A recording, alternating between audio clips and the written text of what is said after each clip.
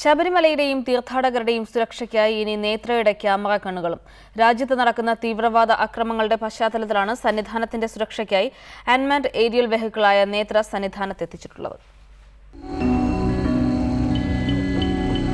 ഇതാണ് ഇനി മുതൽ സന്നിധാനത്തിന്റെ സുരക്ഷയ്ക്കായുള്ള ക്യാമറ കണ്ണുകൾ.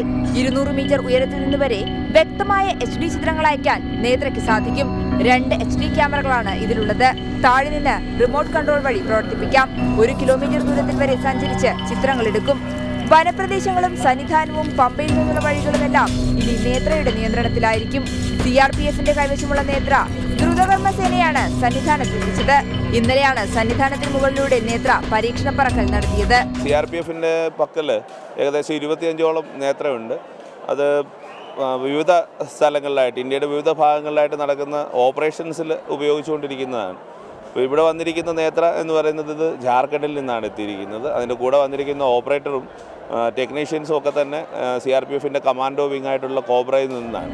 മാവോയിസ്റ്റ് സാന്നിധ്യമുള്ള വനമേഖലകൾക്കായി പ്രത്യേകം തയ്യാറാക്കിയതാണ് നേത്ര. മുംബൈ IITയിലെ വിദ്യാർത്ഥികൾ രൂപകൽപ്പന ചെയ്ത നേത്രയുടെ വില 35 ലക്ഷം രൂപയാണ്. CRPFലെ കമാൻഡോ വിഭാഗമായ കോബ്രയിലെ സേനാംഗങ്ങളാണ് നേത്രയുമായി സന്നിധാനത്തുള്ളത്. ഇനി മുതൽ എല്ലാ ദിവസവും നേത്രയുടെ സുരക്ഷാ കണ്ണുകൾ സന്നിധാനത്തും പരിസരത്തും എപ്പോഴും ഉണ്ടാകും.